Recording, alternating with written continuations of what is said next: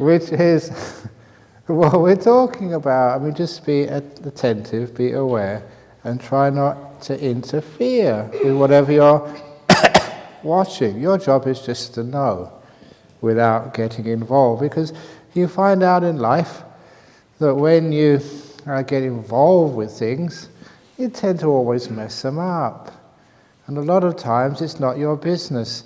Did I tell the little anecdote about being a visitor, not an owner, so far in this retreat?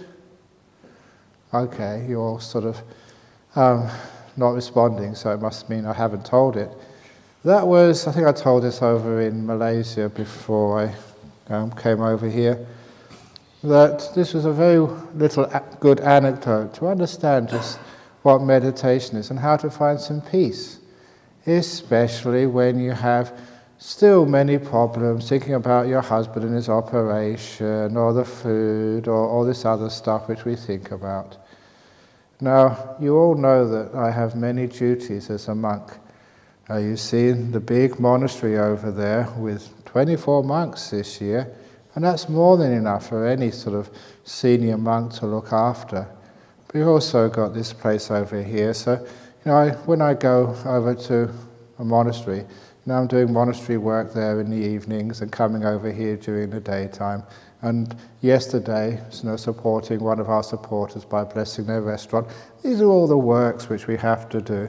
And we also got Big Dhammasara Monastery. As well as that, I am the spiritual advisor of the Buddhist Society of Victoria. And even last night, the monk there, Jhana, he was calling me up on some business or whatever about their new land and how they're going to do it. And then I've also got Buddhist fellowship things to work out and going off to many other places. And there's also Santi Monastery over in Sydney, which has been through a lot of turmoil, and we're trying to get that together. There's so much work which I do. And it got so bad a few years ago. I was working on the weekend in our city centre. That's the other thing I've got to look out for in Nollamara. Working so hard. Every Friday afternoon you go there, catch up with any admin work, any problems with the committee or that place, and teach and teach and teach until Sunday afternoon, and then come back here, and then from Monday to Friday just working at Bodhinyana or here. And it was such hard work. And then people like yourselves would come and visit Bodhinyana Monastery, as many of you have already. And you'd say, it's such a peaceful monastery. It's so beautiful and serene. And I would say, what? This is my place of work. There's lots of stuff which I have to do here. Can't you see all the things which need to be done? What do you mean it's beautiful? This is my work camp. And of course I realized that it was me who was wrong. So I was just seeing the monastery in which I live with the eyes of an owner. And I decided to pretend once a week, usually on a Monday morning, to pretend for 2 hours to be a visitor in the monastery which I run. So I could see it as you would see it. So I could walk over there with not a care in the world, nothing to do. And so that Monday morning, I'd walk there, and if a lay person came and said, oh, can I ask you a question on meditation? I said, no, sorry, I'm a visitor. Go and see the abbot, wherever he is. And if there was some gutter which was leaking, and they say, Ajahn Brahm, the gutter's leaking. None of my business, I'm a visitor. Someone would call about troubles over in the Buddhist fellowship. Sorry, none of my business, I'm visiting today. So for 2 hours every week, I would pretend to be a visitor to the place where I lived. And the whole attitude and perception changed totally. And I could agree with every one of you today. It was a beautiful, peaceful place. That means I could rest. And obviously from that nice strategy, you could extend that to your body, to your meditation. If you're an owner of your body, then you've got to worry about your health, worry about your cough, Worry about your cholesterol, worry about your diabetes, worry about this ache, this pain. But imagine you're a visitor. None of my problems. I'm only visiting this body for about 60, 70 years, that's all. When you're a visitor, not an owner, the whole perception changes. If you go and visit somebody else's house, if they invite you over for dinner, how many of you, when you're invited to dinner to a friend's house, wash up for them afterwards? Say, I'll wash the dishes for you. You never do that. It's not your house. If you go over to somebody's house, do you vacuum the carpets for them? No, this is your visitor. It's not your job. Which means that when you have the attitude of a visitor, it's much easier to be content and leave things alone. It's none of my business. Precisely. That was none of my business. I'm just visiting this morning. I'm not the teacher today. If I was the owner, like a policeman, I would say, arrest that girl, making a noise during my talk. That's what happens when you're an owner. You tend to control, and get involved, and you miss the peace, the stillness, and the beauty. So with your body, you can pretend, okay, I've got to look after the body later on, I've got to feed it, take it to the toilet, and look after its health, exercise it. But right now, when you're meditating, I'm going to be a visitor to my body, not an owner. So you can enjoy it as it is. It doesn't have to be perfect, because you're only visiting for 1 hour. And the same with your meditation. If it's my meditation, you're in big trouble because it's awful. But if it's somebody else's meditation, I'm just visiting for 1 hour, I'm just visiting my mind, then you find you can appreciate its beauty. As an owner, there's always faults. As an owner, there's always things to fix up. As an owner, there's always duties to be done. But as a visitor, you can just enjoy the place, eat the food, somebody else will wash up, somebody else will fix up the gutters and answer all the questions, because you're only a visitor. Now this is just a perception which we have to change our meditation. Don't think, it's my meditation, I better get my mind still, I better be able to watch the breath, I better be able to get a limiter, it's my meditation. That's the problem. Just visiting. Not my problem, which means then you can let it go. And you can learn this beautiful contentment. So those Monday mornings when I would be a visitor to the monastery where I lived, I could be so content. And the amazing thing was, it was like the two bad bricks simile. Once I was an owner, you always see the two bad bricks and the faults, the things which are wrong. But as a visitor, you just see the whole wall. It's nice, it's beautiful. Is Jhana Grove a beautiful place? Not if you're an owner. There's so much stuff which still needs to be done here. I can see it. You asked Dania, I said, oh, there's so much work here. But as a visitor, it's beautiful. When you go back home, how about trying that little practice? Pretend once a week for 2 hours to be a visitor to the house where you live. There's dishes dirty in the sink, there is dirt all over the carpet, cockroaches running over things. Not my problem. I'm only a visitor. It won't go that bad. But it means you don't have to be such a control freak and just clean it all up and do everything right now, which means you learn how to relax and let go for a couple of hours. Now, don't go home and say, I'm going to be a visitor for the whole year.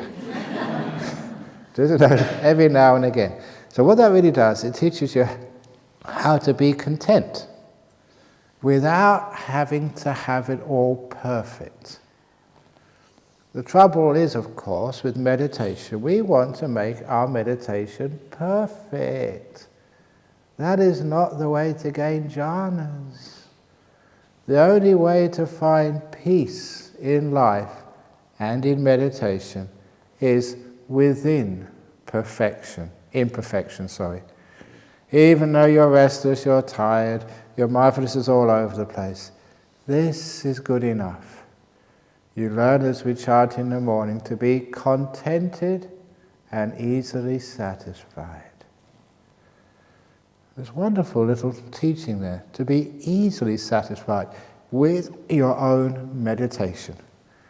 Which is why many years ago I coined the phrase, which goes against modern business teachings, lower your expectations if you want to be successful in life. Because people always thought you should raise your expectations. If you want to achieve, raise your expectations, aim high. Even if you don't reach your goal, because you aim high, you'll get higher than you would have done otherwise. And that was one of the reasons why things like Lehman Brothers happened, why there's a global credit crunch. Companies aim far too high. Their expectations were unreasonable. People were asked to work and complete projects which were impossible because our expectations were far too high. So these days, I tell people, lower your expectations, and that's one of the other things which has got onto Harvard Business School blog. There's somebody who listens to my talks in Harvard, and they put all the best teachings on the blog, but they don't acknowledge where they came from. Who cares? So that works actually in business. You lower your expectations to what is something reasonable. You reach that goal, and then you can go to the next goal. But lower your expectations first. And especially lower your expectations of your husband and your wife. You'll have a much happier marriage. We have so high expectations of each other, which is why we get so stressed out. Husband, you shouldn't be like this. And I've done such a lot of marriage counselling in my years. And I always say I don't know why they come to me as a marriage counsellor, because I've never been married. The only reason they come to monks for marriage counselling is because we're cheap. It's great value for money. We don't charge. So I know husbands. Many, many women have told me what they're like. And husbands have told me what wives are like. And it's something I've discovered over all those years of listening. All husbands, they're the same. Don't ever think you've got a defective model. They're all defective. The same with the girls as well. They're all the same. That's why I sometimes say to people, the engine of a woman is the same. The chassis is sometimes different. Someone got a Ferrari chassis, someone's got an old Trabant, that old car they used to fix up in Soviet Russia. But the engine is the same, okay. So lower your expectations and you'll be far happier in life. So lower your expectations of your meditation too. And if you lower your expectations, you don't expect to get fourth jhana by Thursday. You don't expect to sort of... People are so crazy. And they think, okay, we come in here, let's get jhana over so I don't have to come back again, because get this out of the way so I've got many other things to do in life. Get enlightenment finished and then I can go on to the next stage. You're missing the point.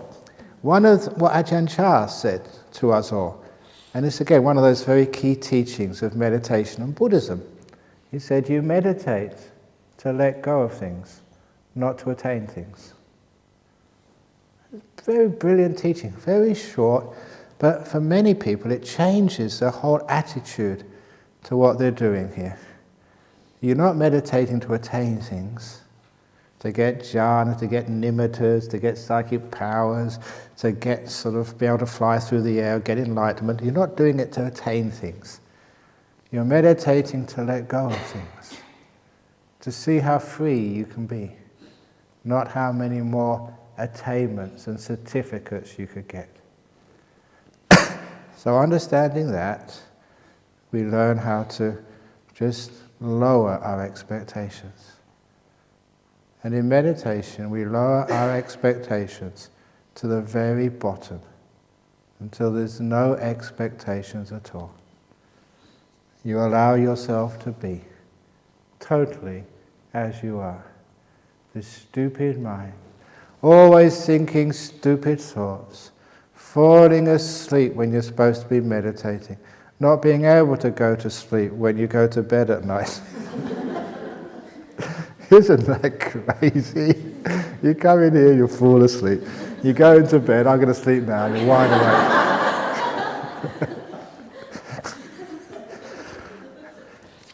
So that's you. So, just be you, lower your expectations. And then you find you are contented and easily satisfied. You're sitting here with this stupid mind. Okay, I'm happy to be here with you. You're not the sort of mind I expected for meditation. I'm not the sort of mind which, people describe in the books like happiness through meditation. It's just my mind. This is just what it's like. So be contented with it. Let it be. And then all those stages of meditation, then they start to happen all by themselves. I've already given the simile of Ajahn Brahm sitting under the mango tree, doing absolutely nothing, being totally still, no expectations, not expecting the fruit to fall, but just holding out his hand, and then fruits fall. If you expect it to fall, it will never fall. Expectations are not being still. You're watching in the future, waiting for something to happen. You're tense. You're not still. So we don't have expectations. We have the opposite. The opposite of expectation is inspectation. We're inspecting, looking in, see what's going on. And that's all we're doing. Contented, easily satisfied. Otherwise known as stopping, restraining, giving up. The stopping story, which I invented, which is a really good one, was many of you heard these stories before, but they're really good ones. The donkey and the carrot. Now we're talking here to many people from Asia, so carrots don't really sort of mean very much to you, but durian does. I remember when I used to have the Buddhist fellowship in Geylang, and used to go and give talks in the city and come back, and there was this huge, just on that main street through Geylang, this huge durian store. Now that's all they did, sold durians. And it doesn't matter what time of the night I came back, because sometimes you go and give a talk at the media centre on the radio and come back at 2 o'clock or 3 o'clock. There was always somebody eating durian there. I just couldn't believe how much you like that stinky stuff. So, there's a Singaporean donkey. And you can't get donkeys to pull anything by hitting them. They are so stubborn. So instead, you tie the stick to the donkey's back, front of the stick, 2 foot in front of the donkey's head, on the end of the stick a string, and on the end of the string, a piece of durian. And Singapore donkey likes durian. He won't pull anything because it's being hit, but it sees the durian in front of it, and then move towards it. And the durian will move away, because the durian's on the end of the string on the stick, which is tied to the donkey.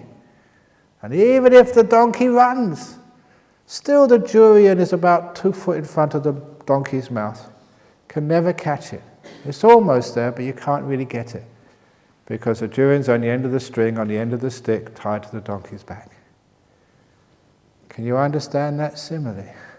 So much of what you have been striving for in life, a great relationship, happiness, contentment, fulfillment in your career. Sometimes it's almost like 2 foot in front of you, it's in reach. Fulfillment, real happiness, a perfect relationship, the most wonderful day, even the perfect lunch. Almost there, within reach. And then you go towards it, and it moves away from you. And that's so true in meditation as well. So much in meditation, even some people who've seen limiters, they're over there, they move towards it and it goes. Peace, happiness, stillness, the whole works are like that. So how do we solve that problem? And because I was a physicist before I was a monk, it's easy to find out how donkeys catch the durian. And many of you know that story. First of all, the donkey has to run like hell after the durian, as fast as it can. Now for all of you, you've been running fast enough already. You don't have to do that anymore. But then the donkey stops racing after anything, stops all craving, all desires, all running after breath, nimittas, jhanas, stop running after everything. And what happens? The durian moves further away. When we let go in meditation, usually any mindfulness, any peace goes further away as you fall asleep. That is common. The durian is going further away. But just carry on letting go, not doing anything. And soon that durian is further than it's ever been before, 4 foot or more away from the donkey's mouth. But of course that's as far as it goes. And then the nice part of meditation starts to happen. The durian comes towards you. So you're sitting here doing nothing. And all these stages you read about, which I explain, present moment awareness, it's just there. And as the durian comes closer, the mind is silent. You don't have to do anything, it's just there. You didn't ask it to be silent, it was just silent. And then you feel this beautiful breath. It's so delicious. I never did anything. It just came to me. As the durian comes closer and closer, beautiful nimittas come up. Wow, I've got nimittas too. As the durian comes closer and closer. And as I often say, the last thing you should remember to catch the durian is compassion, kindness. The donkey thinks, the door of my mouth is open to you, durian. To let the durian come in. You do need that kindness. That is why Ajahn Chah said, sit still under the mango tree and open up. He said the hand, but he meant the heart. Open up the heart to receive whatever falls. And that is the trick of meditation. It's not asking or expecting anything. Because if you're expecting anything, you'll always be running after something. And it means the durian never comes to you. You have to stop and be still. To be contented and easily satisfied. Now it's such a difficult thing for people to do because you've never done that before. Maybe you did when you were young, when you were a kid. You were sitting there at school, perfectly content, and the teacher asked you, what do you think about this maths problem? And your mind was blank, and you got punished for that. You could have been a great meditator. I usually tell this story also once a year. One of the great teachers in Thailand many years ago, his story was really amazing. Because in that time, this was, 50, 60 years ago, in the northeast of Thailand, I always forget the monk's name, but he was a very famous teacher, but the story is so memorable. In those days, you'd only have 4 years of school, the grade 1, 2, 3, 4, just basic to teach you how to read and write and do simple arithmetic. That's all was needed if you're going to be a farmer.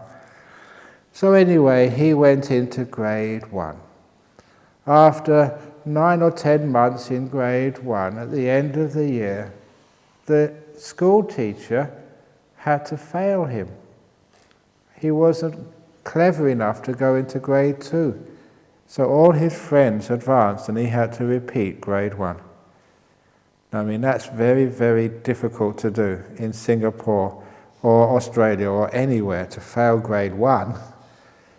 So he had another year in grade 1. And after the second year, still, with the best will in the world, the teacher could not pass him.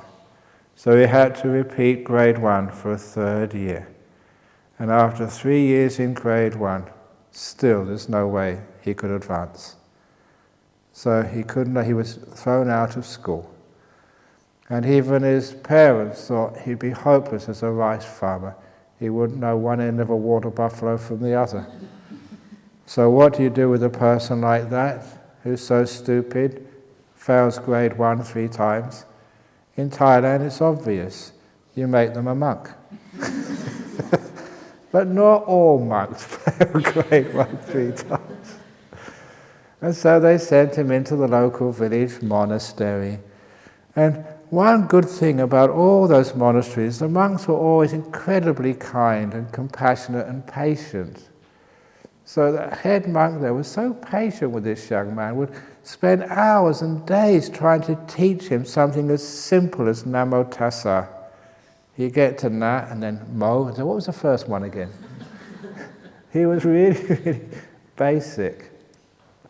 And after a couple of years in the village monastery, the abbot got so frustrated, he had to get rid of him, and so sent him to the last resort, which was the forest monastery, the places where I went. The last resort for the incompetent. And when the teacher gave him a simple meditation instruction like watch the breath, he had no trouble whatsoever. He could spend hours watching the breath because he had such a simple mind. And he sort of soon got into jhanas, he became an arahat. And he said the only way he could do the chanting, because all the monks have to do chanting. In this life his mind was too simple to remember the chanting. But he actually recalled a previous life when he'd been a monk. And in that life, he could learn the chanting. And so whenever he had to do the chanting, he literally connected with that previous life to get the chanting so he could chant. In this life he couldn't do it at all. And there's an amazing little story there. So, if any of you are dull, if you did finish university, great. You have got an advantage over everybody else. Or if you've got a kid in Singapore who's having difficulty at school, who won't pass the exams, that could be the great monk of the future for Singapore. Don't spoil him. Keep him stupid. He can be very peaceful. But that whole story was telling me that sometimes when we think too much, we're actually going in the wrong direction for meditation. Yeah, outside in the world it works, but when you're meditating, try and keep it very simple. So just be content. And from contentment, upon contentment, upon contentment, you get incredibly peaceful. In order to emphasize that point, I often ask people to recall the most happy, contented experience of their life so far. A time, maybe at home on holiday, I don't know where it was, when you were alone or with somebody, and you had this feeling you didn't want to be in any other place with any other person in the whole world. That this little moment was totally perfect, nothing was missing. You were totally contented. Everyone's had moments like that somewhere. How peaceful and blissful that was. You didn't need anything in the world, you didn't want anything more. Just being by this lake or in the mountains or just at home, just with the people you love. Totally content, nothing was missing.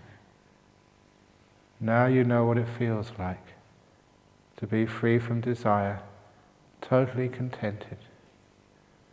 That's what we are recreating in meditation. Every time you want a jhana, or you want a nimitta, or you want your mind to settle down, if you want it to settle down, you're not content anymore. You want something else. Remember what I told you in the first talk? Maybe you didn't hear it because the PA system was not so good that first night. The 2 types of meditation.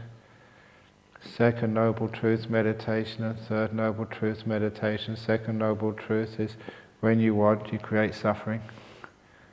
Even wanting jhanas creates suffering. That's Second Noble Truth meditation. So if anyone is frustrated, disappointment, they haven't achieved what they come here to achieve and there's only a few days left, that's because you've been doing Second Noble Truth meditation. You've had your goals, trying to attain things. That's not what Ajahn Chah said. He said, we're meditating to let go. To let go of all your goals, trying to attain things, trying to get things, and replacing that with contentment. Just being happy to be here, wherever this happens to be. You're stopping, and the durian comes to you.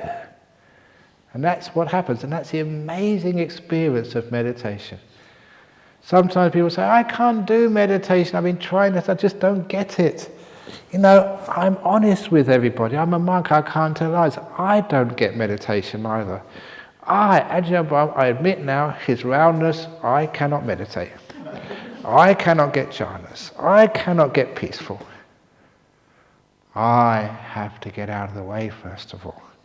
Ajahn Brahm has to vanish. And when I vanish, then all those things happen. You know, I just sit here. Every time I try to meditate, it doesn't work. I say, okay, I'm not going to try anymore. I'm just content. Just content being here. And then all those durians come to me. It just comes. And that is a great, amazing experience of meditation. Just like when you were so content, and you may have not just won the lottery, you may have still had lots of debts and lots of problems, even health problems, when you had that beautiful experience of being so content. But for a few moments in your life, you let go of all of your wants, all of your goals and all the things you wanted to attain in life. And you were just maybe with, a lover, or just by yourself in a peaceful part of the world. And you're just so happy. Can you get the connection why you were happy there? Not because you had everything you wanted, but because you didn't want anything in the first place. You were just happy to be here. This is why we call it the two freedoms in life. The freedom of desire and the freedom from desire. The freedom of desire is having enough money, enough power, psychic powers or whatever, to get whatever you want when you want it. That's called the freedom of desire. Again, people tell me that, in the TVs, how many channels on Foxtel? I think is there 100 or 50 or 60 or something? But say there's got all these channels on the Foxtel, and people tell me they go surfing, and they go there, 60 channels, nothing's on. Nothing's on. There's all this entertainment on there. You go into the refrigerator, which is, things are falling out when you open the door. Nothing to eat. Look in the books, nothing to read. It's amazing just how bored people are, even though everything's there. Because that's what happens when you have the freedom of desire. All these desires at your fingertips, nothing ever satisfies you. But the freedom from desire is I don't need anything. I'm just happy with what I've got.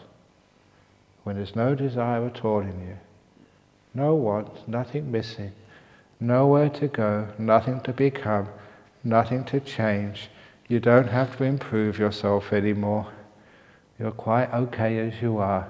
You've opened the door of your heart to yourself. No matter what you are, you've allowed yourself in. I'm perfect as I am. This is who I am. I'm not going to change. You're contented. You're not trying to get enlightened anymore. You've given up. It's a hopeless task. You've given up trying to get jhanas. I'm not even close to jhanas. How many days have we been here now? What day is it today? Tuesday. So you've been here 4 days, halfway. Are you halfway to jhana yet? I'm not even started. I want my money back. So, you can see what the problem is there. See if you can let go of all wanting. Totally give up. You're hopeless. You can't do it. I'm just, no way. I'm just going to enjoy the next few days. Just be content.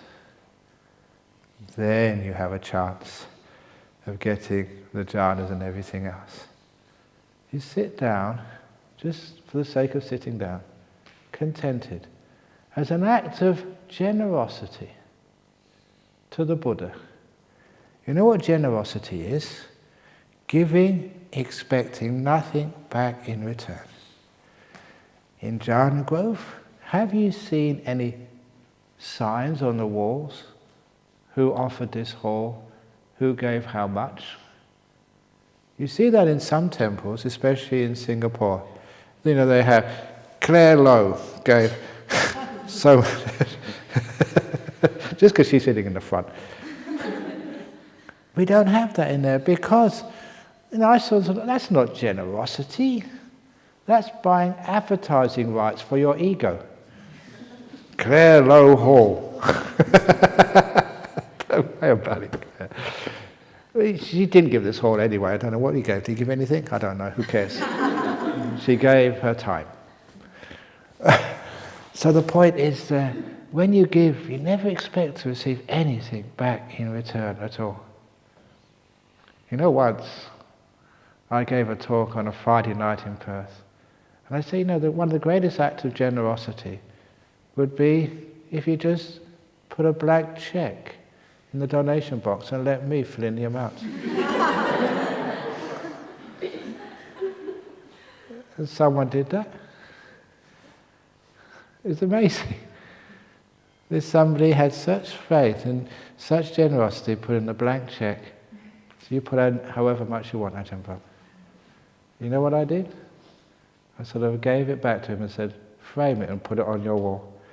What a beautiful act of generosity that was. And trust also. This is beautiful stuff, it's inspiring stuff. But be careful, if you do a blank check to somebody, they will put 10 million in and you'll be bankrupt. You've got to know who you're giving these things to. So, I'd always give it back. But the nice point was, he never expected anything back in return. That's a beautiful part. Now, how does that go with meditation? You've given 9 days or 8 days to Jhana growth. Are you expecting something back in return? Yes, you are. I want to get meditation, I want to advance, I want to get something. That's not real giving, that's not letting go.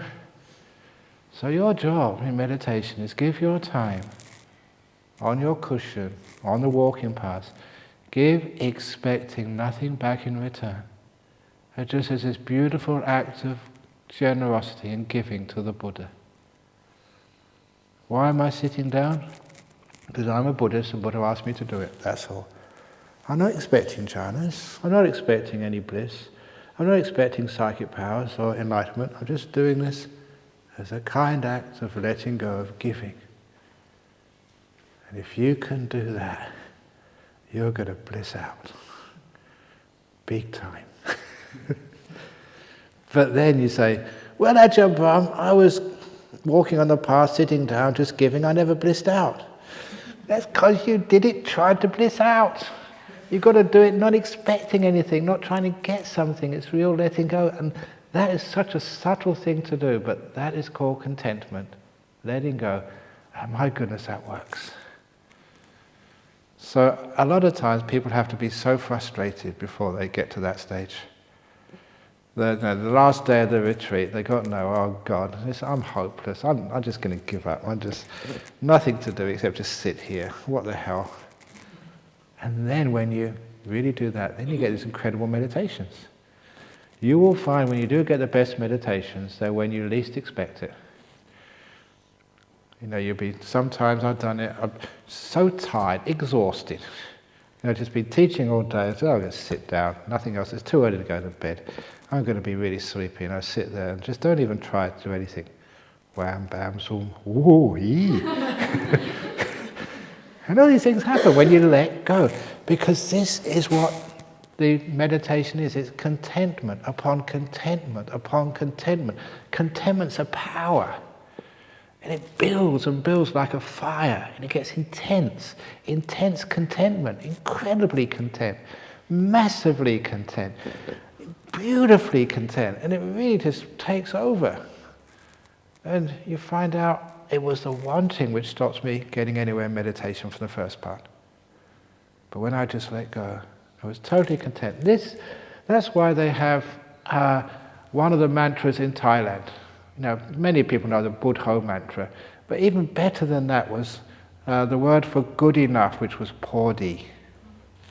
That's a word in Thai, meaning podi means good enough. So breathing in, po, breathing out, di. Or in English we say, good enough. This is good enough. How would you say that in Chinese? Is it a nice easy word? You don't know Chinese? No, crikey. Okay, well anyway, good enough. So you just chant that yourself, good, this is good enough, good enough, good enough. So you become contented and easily satisfied. Not proud, not demanding anything, not even jhanas. I mean, it's incredible how happy and how peaceful you can become when you're not trying to concentrate the mind.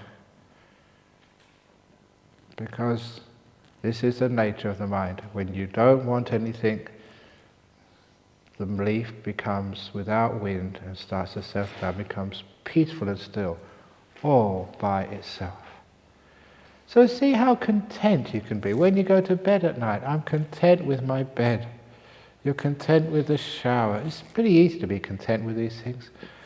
Look at that teddy bear. So content. Never complained at all since it came here. So you could try teddy bear meditation, bear awareness, just being here, contented and so satisfied. Now that's where you can come very, very still. And don't think that you just get dull, because that's not what happens. Because of contentment you build up energy. And it's a beautiful energy, the natural energy of stillness. Sometimes trying to find similes which work. Sometimes it's like, the simile of life being a journey. And you've been travelling a long time and you're tired.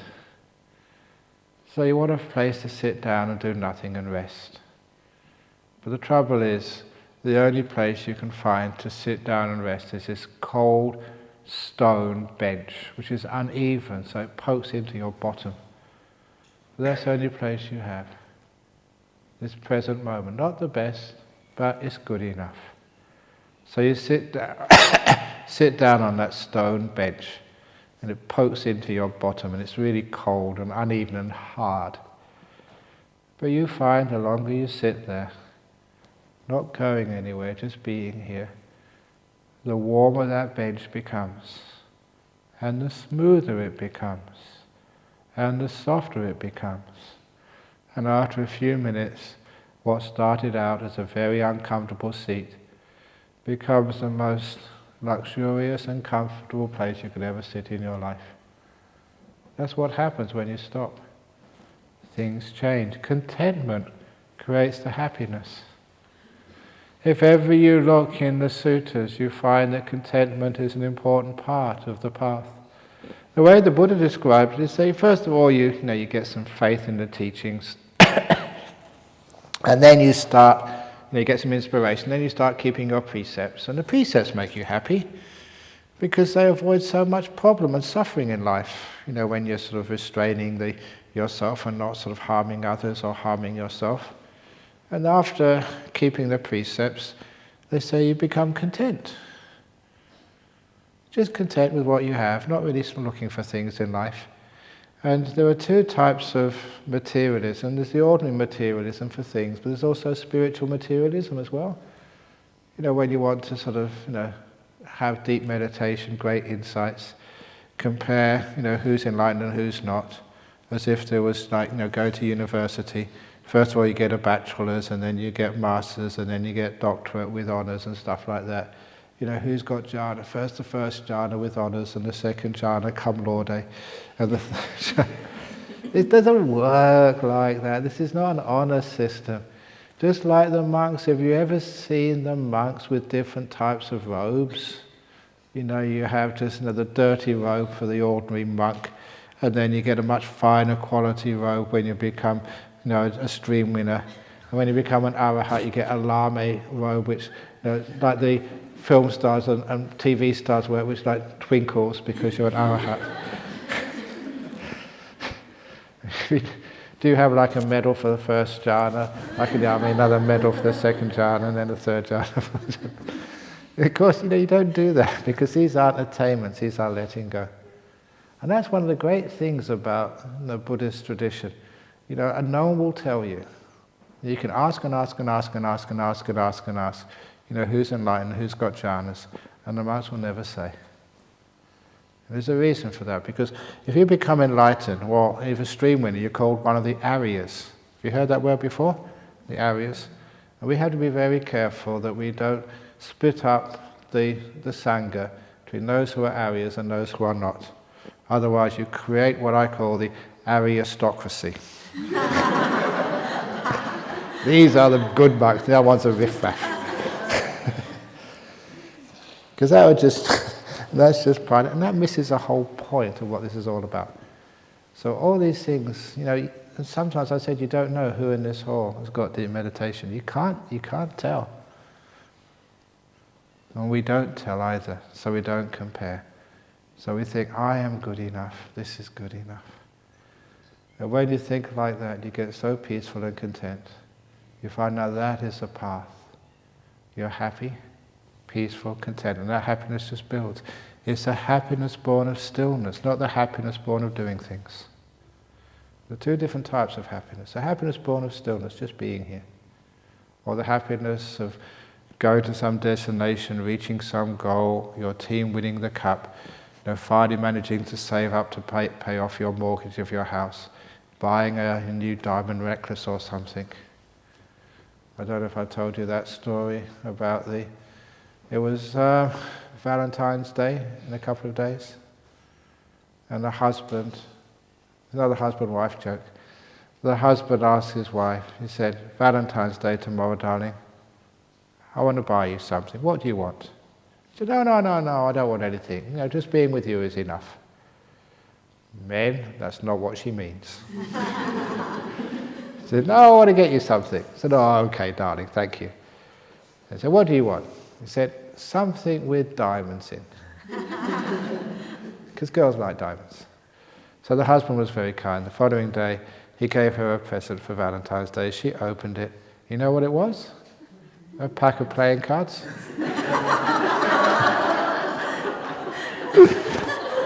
Had 13 diamonds in it.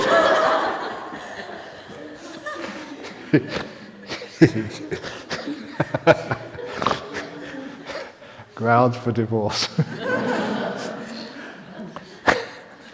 but as for us, that's materialism. We also have spiritual materialism, trying to get things, trying to attain things. So please, at this stage of the retreat, you're in the middle, please don't get into the trap of thinking, oh, I've only got a few days, I haven't attained anything yet, I haven't got this, I haven't got that. That's not the way of meditation. Be happy where you are. It's wonderful what you've achieved so far, but it's even more wonderful what you've let go of. So you're just here just to give this time to the Buddha. Not expecting anything, just the fact you're meditating is more than enough. So thank you for that, and just see what happens. Anything else is extra. And my goodness, if that's your attitude, you'll get amazing extras. Sometimes that used to happen. Sometimes you used to buy the cornflakes, not because I like cornflakes, because I wanted the gift inside. So that's what happens when we meditate. We don't want anything, but the gifts come to us for free. So please, look upon contentment and don't try and get things. Just be here. Contented and easy satisfied. Be a visitor. So you've got no business to make your mind any better. It's not your mind anyway. Don't be an owner. Don't be an owner of your body and your mind. Be a visitor. And then you can enjoy it and have incredible peace and understand how meditation really works. Okay. Any questions about the talk? Good? Very good. So there's more interviews this morning for those who want interviews. If you don't need an interview, fine. You can always ask a question on a piece of paper for the evening. I usually prefer it actually on the pieces of paper rather than having personal interviews, Because it used to happen so often, someone would come up for the interview, they'd ask the question and I'd answer it, and then the next person would come and they'd ask their question, which was exactly the same. And the third person would come with the same question again. And it would be wonderful just to put it on a piece of paper, then one question is asked and everybody hears the answers, and it's far more efficient. So never think that you are special and unique. Sometimes you think that your problems are just no one else is so weird to have my problems. You are all weird. So don't worry about it. Put it on a piece of paper and you can ask it there. And have a beautiful morning. Hopefully you will. We did actually see if we can get some Asian food for you today. I don't know if it will work or not, but you know, if you're really getting desperate, you can actually ask a few of the people who've been here a few times. There is another way. Peter said, don't tell them. But if you can follow some of the oldies and see what they do about 10:30.